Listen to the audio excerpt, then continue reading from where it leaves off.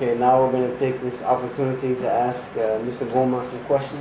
Okay. Inshallah. The first question we have for you: what are the rights of people of other religions in an Islamic society?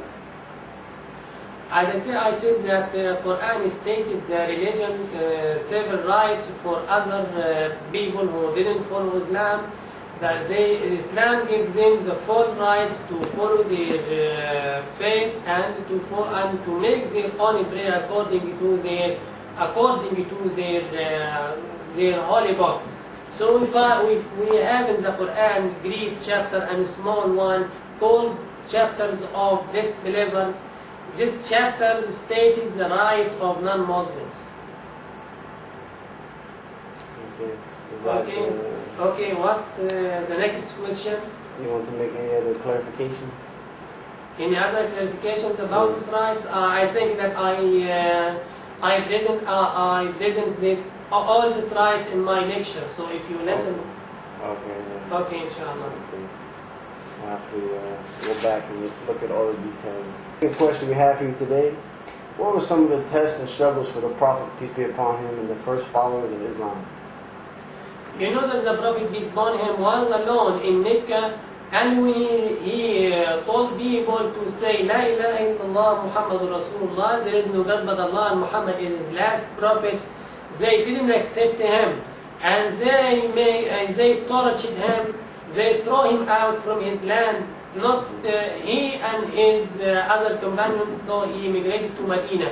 And after 10 years, after many years, he returned to Mecca to conquer it, to conquer Mecca, and all people of Mecca was like slaves under his rule. So he said to them, "Go away, you are free. Go away, you are free." And he gave them tolerance of Islam.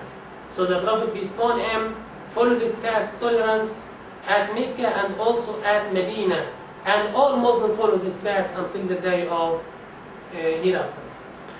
But what were some of the specific difficulties that they had to endure? How did the people treat them when they found out about when he first told them that he received the message from Allah to tell all mankind? What was the first reaction, and how did they treat him?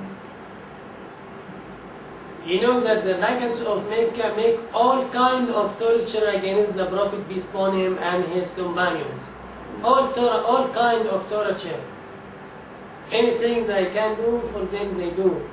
You know, even the Prophet, peace upon him, was tortured and oppressed until their torture was unbearable. Then the Prophet, peace upon him, commanded his companions to migrate to Habasha, then to Medina.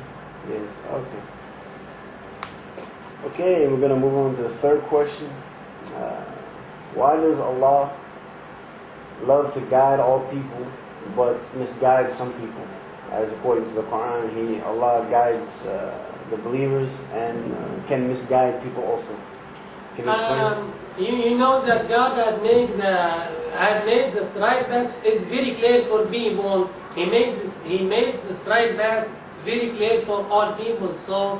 And he sent different prophets to different people to guide them. So he made the straight path, this is the straight path, and this is the wrong path, and people have the choice to follow this or this. And this God makes this to try and test people, But he sent prophets, he sent books, holy books, to clarify the true way of people. In other words, if a person turns to Allah, He will greet him. He will wish that he will. If one person opens up to Him, He will be very, very happy and open up the ways for the person to accept Islam or to find the truth. But if a person turns away from God, commits a lot of sins, speaks against the Prophet, in which ways does Allah curse the person? How does Allah curse him? You know that God make straight path, true path, and wrong path. And give the choice for the man to follow this or that. So if a man go to the straight path, God will facilitate for him this way. And if he go to the wrong way, the wrong one, God will facilitate this way for him. Okay, so he will open the path that he wants, God will open it up for him. Yeah. Now the fourth question. Why did Allah instruct the Prophet and his followers to fight in the Battle of Badr? Or how many years was it? How many years after the instruction of Islam did the Muslims at the time were instructed to fight? Okay, brother. You know that Muslim was tortured and operated at Mecca for more than 10 years.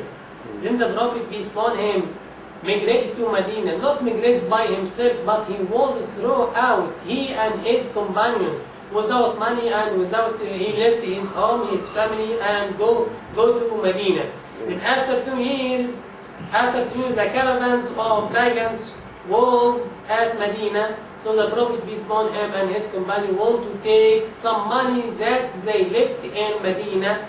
Then Allah subhanahu wa ta'ala ordered them to make this battle. I like to read the translation of this verses. أذن للذين يقاتلون بأنهم ظلموا وإن الله على نصرهم لقدير. Permission to fight